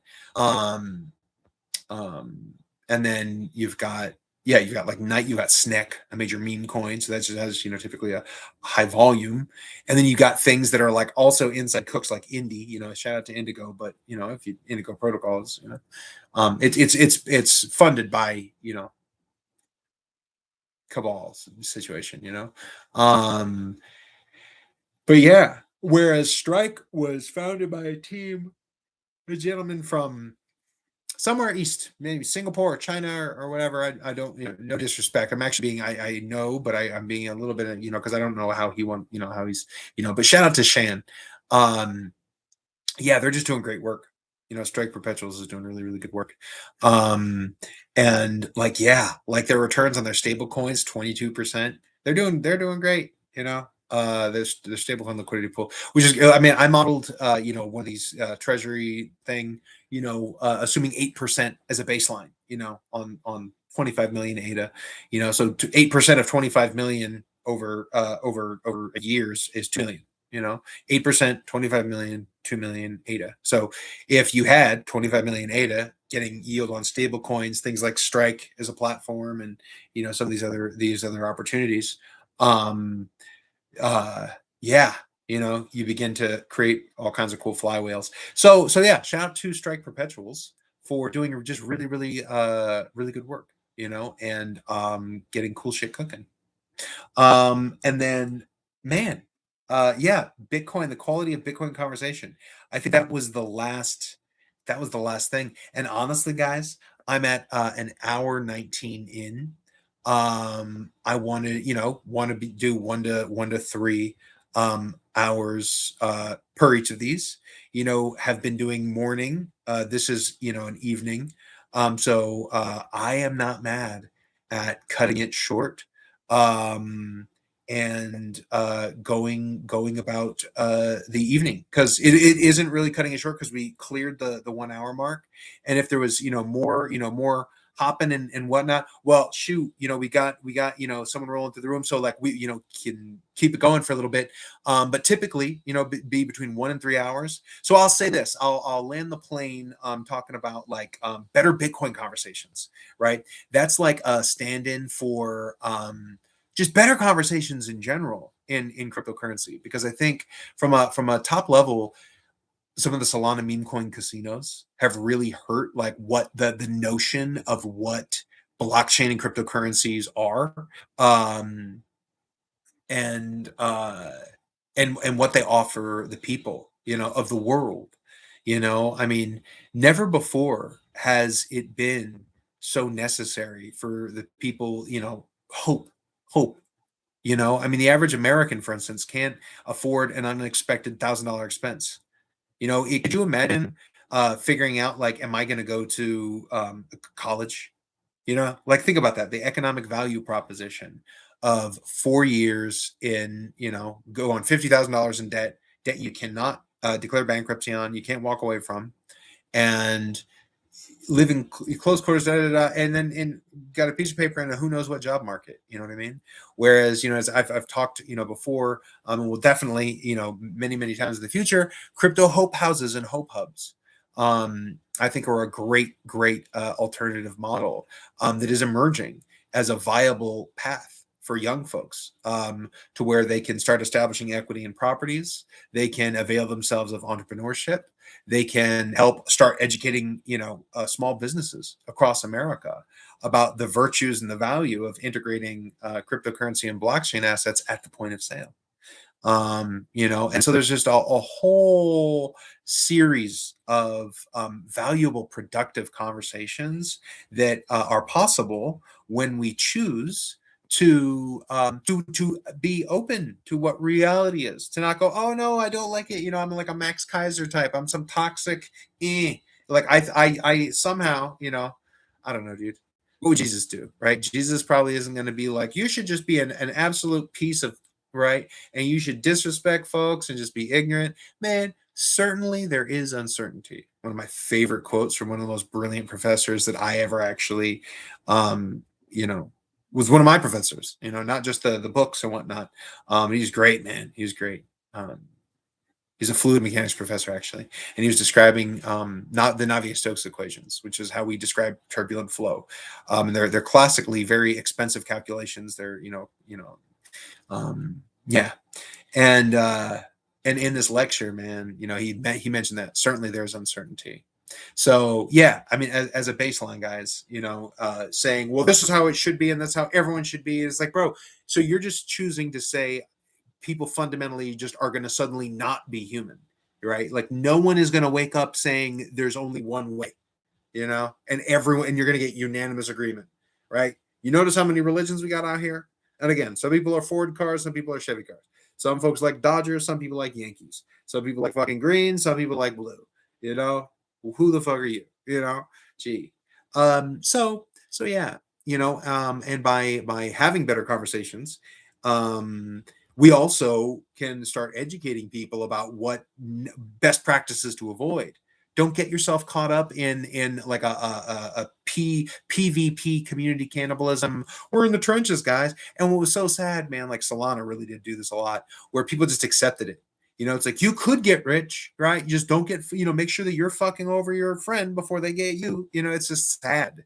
It's sad, And so they created this very predatory situation where everyone is like these fucking vampires waiting to, pounce on fresh meat, And so then retail would come in, they get tricked into getting a meme coin and they just rugged, or they didn't even do anything wrong. An asshole sends something to their wallet and they rugged them at the wallet. Because again, these are not UTXO based blockchains. They're very unsecure, quite frankly, So, I mean, there's many reasons why I don't hold Solana and Ethereum. Got a lot of friends building there, and I wish them well, and I'm sure that Solana can improve. 600 terabytes, I do believe it's death by chain bloat within 5 years, or it is a very fundamentally different thing. It's like Solana bought to you by Amazon or Coinbase or some large centralized entity, just because of, its current, technological, iteration, and, yeah, never mind. So better quality conversations, because the reality is, Bitcoin does 7 transactions per second, and we don't really want it to do more than that, because it doesn't need it for Bitcoin to be able to do what Bitcoin does, and in order to get additional expressiveness, when you can go from provably in your custody the 21 million Bitcoin set, and you can go to the 84 million unit Litecoin set, but now. Not only you have UTXO, you've got all the same on-ramps and off-ramps at the merchant layer, but you've got MWeb privacy and fungibility. That's the MWeb extension blocks, Mimblewimble extension blocks, And so using like a Houdini swap, a Silent swap, a Leodex, there's so many different ways. But if you are the custodian of these units, you can go to those units without giving up, custodial to a secondary layer like the Lightning Network, which is the typical scaling solution that a maxi will appeal to if they're sophisticated. A lot of these maxis, because again, you got to be kind of you got to be a little stupid to buy it. But I also get why, right? You get religious paradigms, you get like military family, like you get how people get conditioned into these very like monolithic modes of thinking, but it's not what reality is, and it's not the way to maximize any liberty, freedom, all these things. So, and I've often said, like, for instance, right, like if you're going out on date night, you don't have to empty your checking account into cash in your wallet, right? So similarly, you could have a hot wallet on a phone, and you go from a cold wallet to something like a Bitcoin, and then swap it from Bitcoin to Litecoin. Because why? Because now you want to be able to access maybe privacy, and you want to be able to have transactions that are less than a penny per. And right, and you want to be able to be a little faster than 7 transactions per second. You want it to be a little bit more feasible, So in that one transaction, right? So that's where the 7 transactions per second doesn't matter, because then it's like, how long is the average trip to the ATM? You could start to make an apples to apples going to the ATM. It would probably be about how long before we start having blocks that are validated and you get, on the ledger. So, you know what I mean? So what I'm telling is that, like, going Bitcoin, Litecoin, understanding that interoperability, is really the key. That's how you maintain the sovereignty. The assets do not leave your custody. The capital, the value that you have when you go from something like the Bitcoin layer to the Litecoin layer, neither Bitcoin nor Litecoin is likely to suffer a 50% correction, tomorrow, like some other assets could be. You know what I mean? And so it's by understanding, these realities, these, all the, the expressiveness, there's a whole stack of considerations, but they are real considerations. And in order for us to be able to make the Bitcoin network more powerful, we need means of arbitrage against a Michael Saylor. And if the community understands, hold on, yeah, so we can arbitrage some of the value when Bitcoin's really, really, really cooking and the suits are really letting the price run. Do we want to cash out to fiat from Bitcoin, or do we want to maybe slide over to another sovereign digital asset, to another layer that's still allowing us to not have to enter fiat inflation? Because there will only ever be 84 million Litecoin, and it's one halving cycle behind Bitcoin. Bitcoin went from 6.25 Bitcoin created every 10 to 50 minutes down to 3.125 or whatever in April 2024. Litecoin is dropping from 6.25 Litecoin created now, but every 2 to 5 minutes, because the block time is 4 times as fast as Bitcoin. And that's going to be dropping here in less than a year.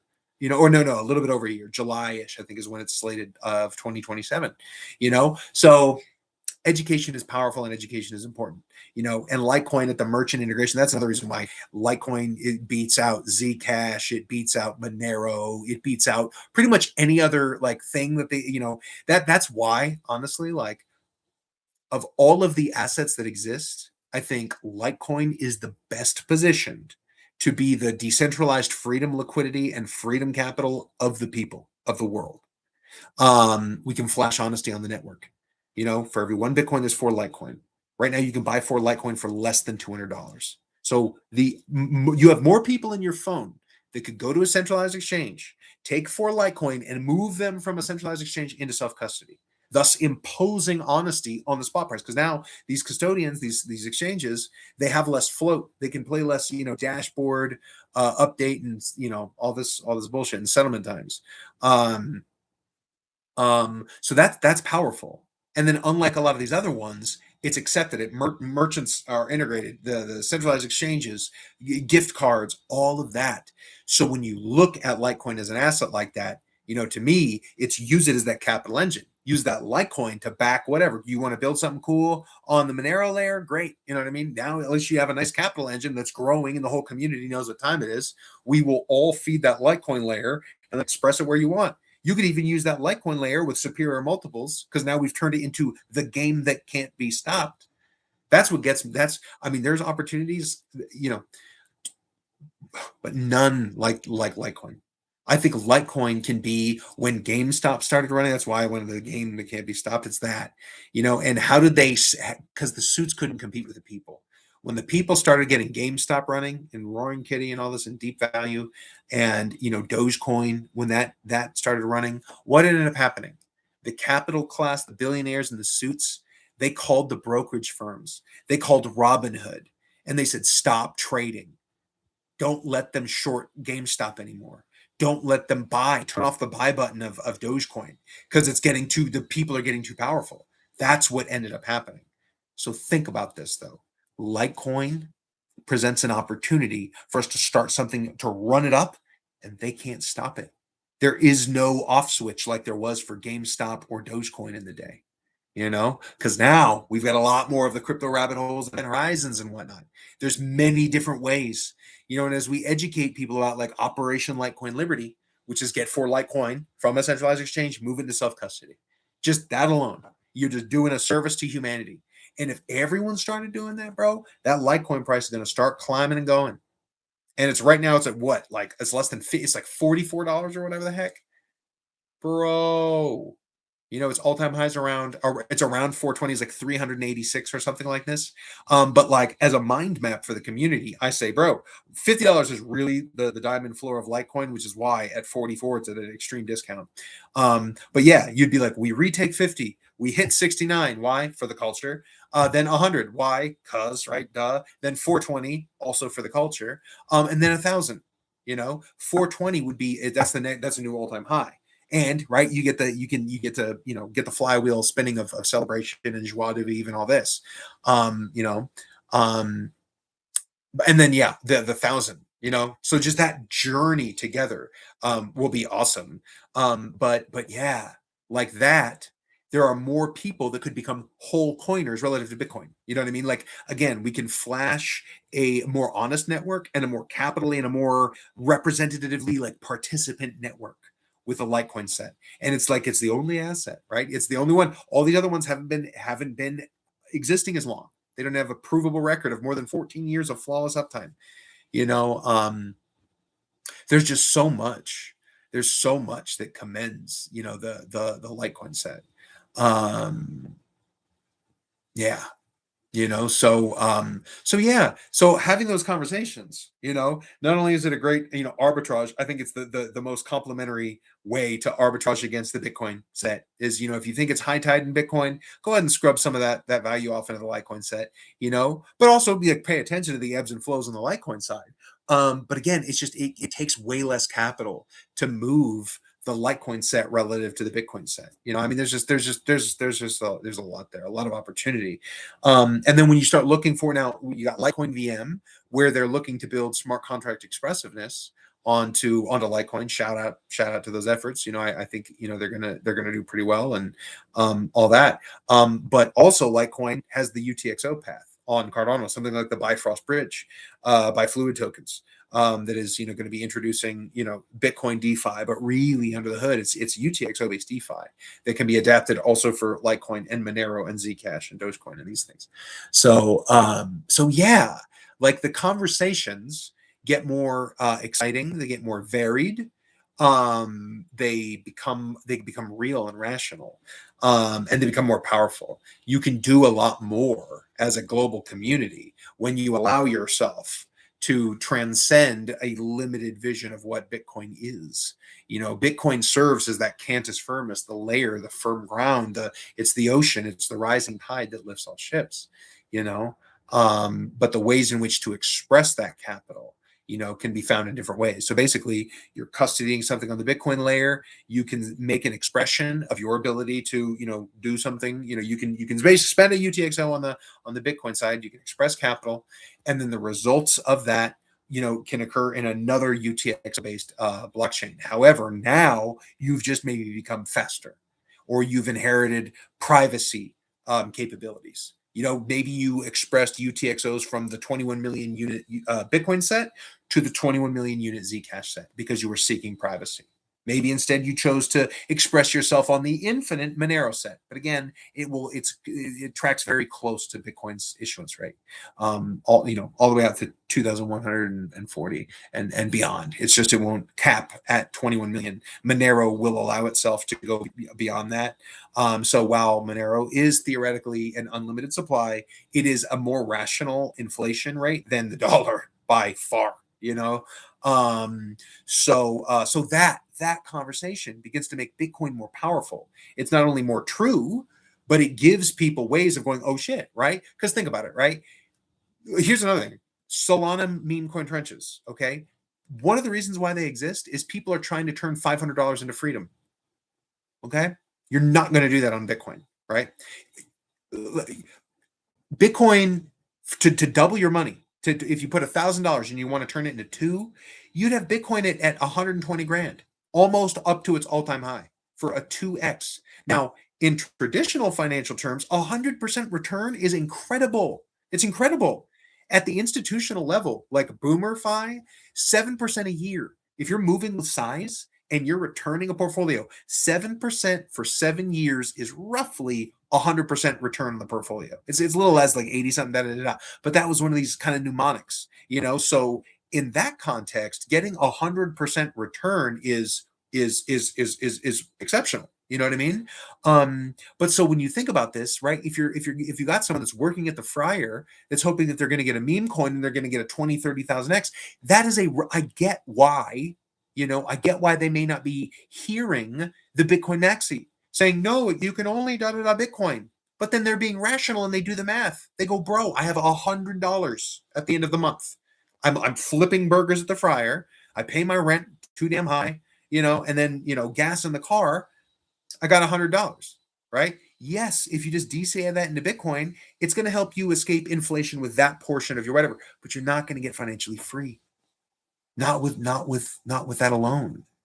And so it's like that is one of the things that upsets me about a lot of the toxic maximalism is not only does it misrepresent what Bitcoin is, it literally locks people that Bitcoin was intended to like, it was intended to liberate each of us, to give us, right, the Promethean fire of freedom that Satoshi Nakamoto lit on Halloween night 2008 with the release of the white paper, January 3rd, 2009 with the release of the Genesis block, was for the first time everyone on the planet with an internet connection and a smart device could custody the capital that they create in a finite life. That is so powerful. So you get someone like a musical savant, right? If it was in the 1980s and they're from Singapore or from Spain or whatever, like at best, right? They're going to sell their album on like records and whatnot, and then it's going to be in a local currency. Whereas today, someone records a banger of an album on an iPhone and they're in the middle of Nigeria and they go, bet I can sell this for Bitcoin. Like this is such a whole new world. The kinds of ways that we can express and flow our capital together, and to trap ourselves in Bitcoin only, when there are other ways, you know? So the game, right? How we actually make Bitcoin stronger is we acknowledge that it is human, it is normal. Like I get why someone, if all you have is $100 and you're looking for freedom, Bitcoin doesn't get you there. Period. Bitcoin doesn't get the only way Bitcoin is getting you freedom with like $100 at the end of every month is you got to do something crazy in perpetuals. So now you're taking some other crazy risk. And in order to get the kind of numbers that you'd be looking for, you'd be margin called like that. Because for folks that don't know, going like 20x, 30x, 50x comes at a cost if you are not healthily collateralized. You know, basically, the more aggressive you are with the multiple you're booking, right? So, like, let's say you put up $1,000 worth of collateral, okay, and you're going for like a 5x, a 3 to 5x. Okay, you know, if you've got your position that's collateralized at like 1,000, and you're, you know, and your asset is at like, you know, let's say $70,000 Bitcoin, right? Maybe it's like, okay, at the 3 to 5x, Bitcoin could go from 70 grand to like 68,000, you know, or 67,000, and you'd be fine. But if it drops below that, you get liquidated. You lose everything that you had. But you're trying to grow faster because Bitcoin alone is not going to get you there, right? But then, right, you start running that risk. So then you go, hold on. Well, what if I want to go 5x or 10x or 20x? Well, then suddenly all it needs, instead of Bitcoin having to go down to like 67K, right? It only has to go from 70K to 69.5, which is more and more risky. You're more likely, yes, you could make more money, but you are way more likely to get liquidated, right? So it's like when you start, if you limit yourself to Bitcoin alone, you trap so many people, you know? Whereas if you can book a higher multiple somewhere else, the game is to keep your capital. Bitcoin might be a great solution. Like for instance, if you are in the meme coin casino and you are fortunate enough to turn $1,000 into $10,000, for the love of Buddha and the baby Jesus, you would be so well served to take some of that profit and roll it into the Bitcoin set, the 21 million Bitcoin set or the 84 million Litecoin set. You know, some people may choose to roll some of that profit into the Monero set or the 21 million Zcash set or the 45 billion Cardano ADA set, etc. You know, and that is a more rational conversation, because if you approach these like Solana, you know, meme coin casino folks, with a you know, with antagonism, like, oh, it's a shit coin and it's terrible and da da da da. Well, then what are you doing, right? You catch more bees with honey. That person's likely to go, hey, screw you and whatever Bitcoin is. Like you will know them by your fruit, right? So if you're following Jesus' standard, this person probably is, you know, surrounds himself with other, you know, R-worded assholes that, you know, so you know, um so yeah, so and that's also where you start understanding that like a lot of these folks that have that, it's their ego, dude.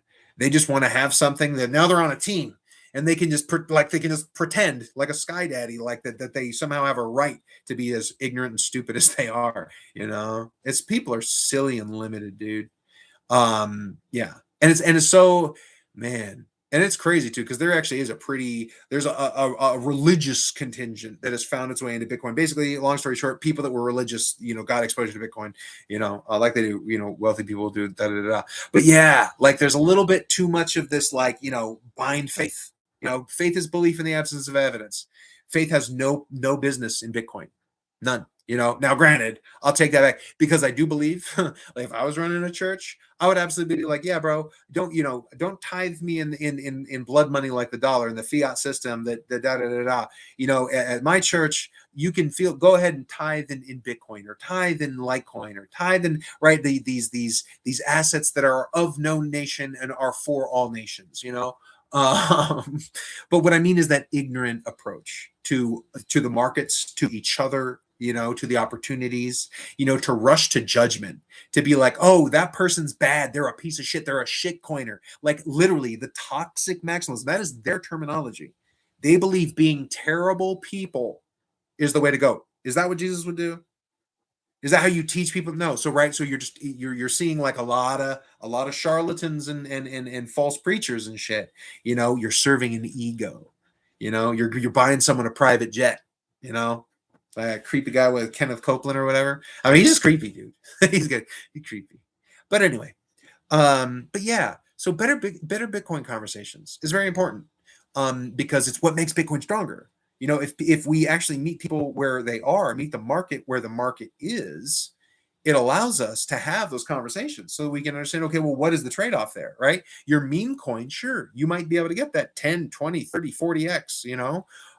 You might, probably not, but you might, you know. But and if you do, what then? Because I guarantee you, you're not going to just sit on that for a year, 2, 3, 4, 5 years. You know what I mean? These typically are very, and nowadays, after the like Solana pump and dump casino and the PvP community cannibalism, people, there's a reason memes aren't running anymore. People are like, no, I don't trust it. So, you know what I mean? So there's real opportunity in the education, you know? And so the way to make Bitcoin stronger is get more of these people that are choosing to take these higher risk gambles and these other things, teach them how they can actually hold on to some of that capital. If you do get a win, if you turn that $1,000 into 10, lock some of that up into a superior asset.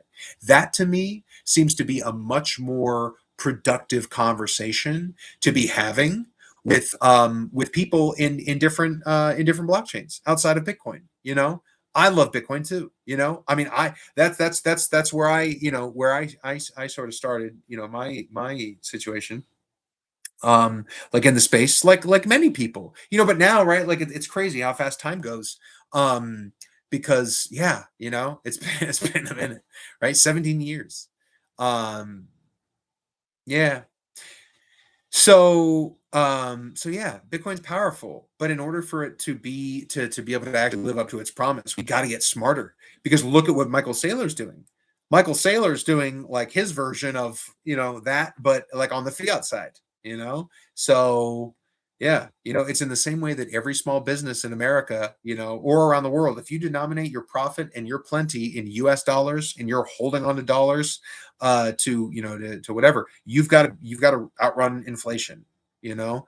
And so that means that everyone that is holding their profit in dollars, you are subject to the ineptitude of the people that own the printer, because they can print more units, making whatever you have and whatever you do worth less, you know.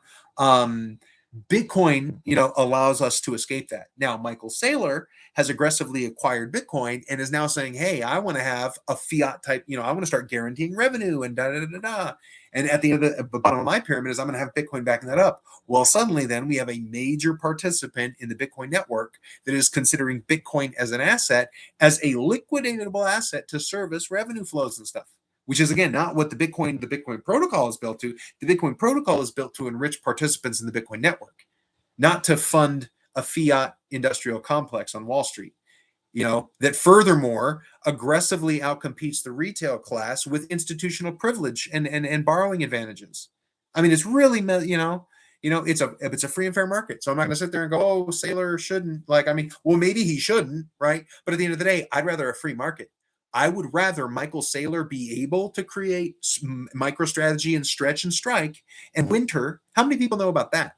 How many people know that Michael Saylor literally has a product that allows you to go short Bitcoin? You know, but I would rather those be able to be created than not have a free market.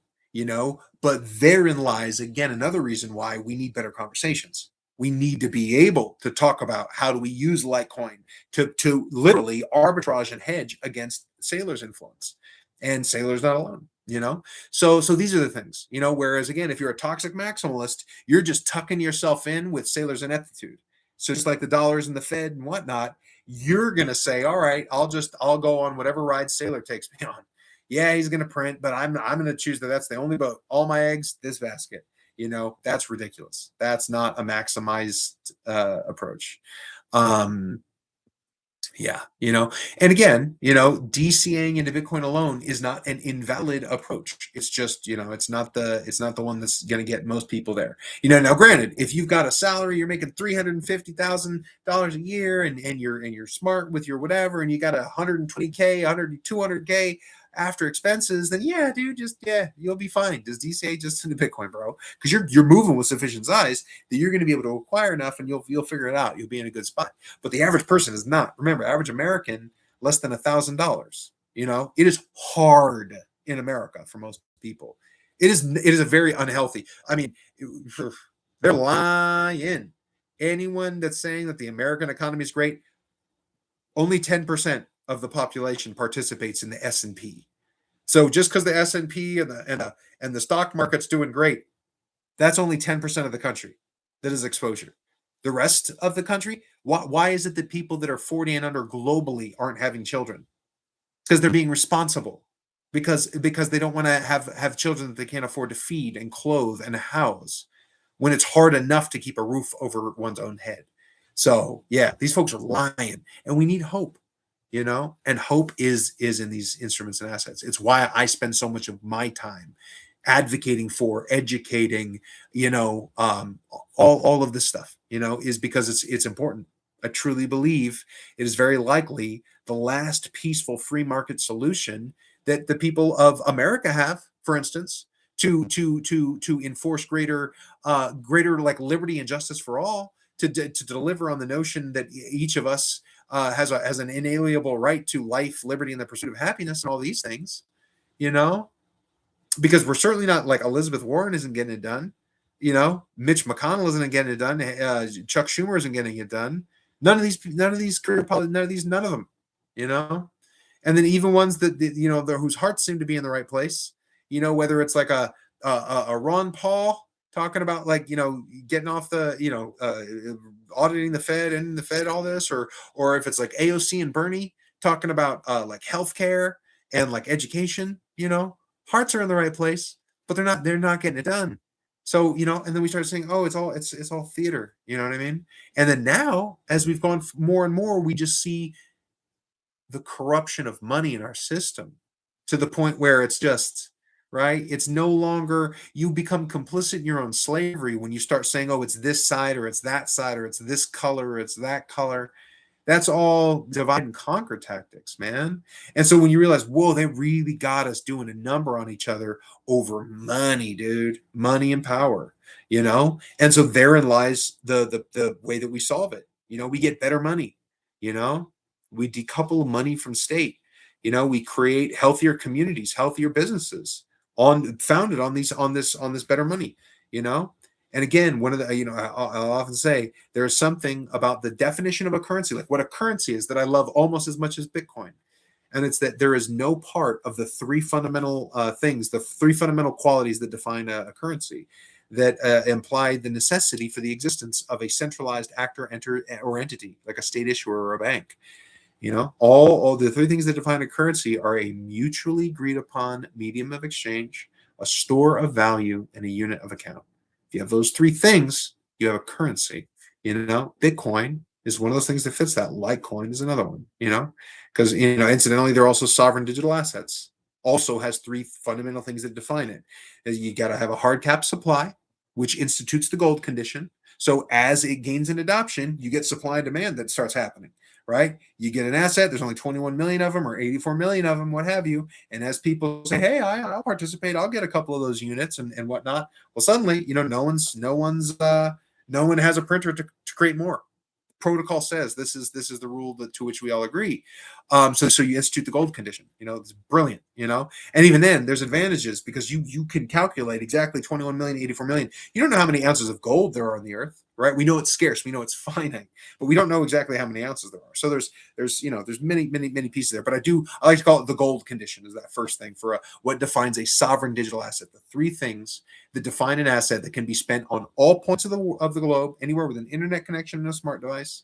And no one can stop you. It's got to have a hard cap supply.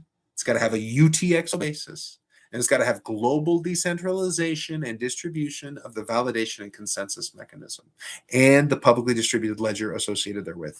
If you have those three things, you have a currency that is unstoppable.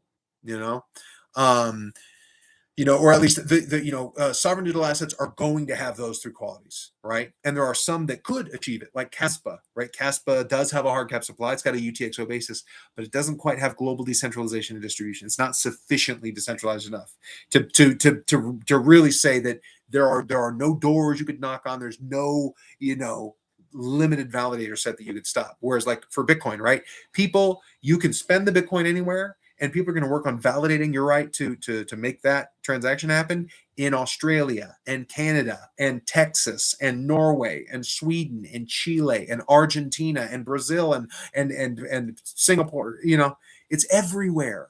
And so, and the hard cap supply and the unspent transaction output basis. And it's like, boom, yeah, it's powerful, and yeah, and there's only there's less than a handful of assets that currently meet all three of those: hard cap supply, UTXO basis, global decentralization, distribution, the validation, and consensus mechanism.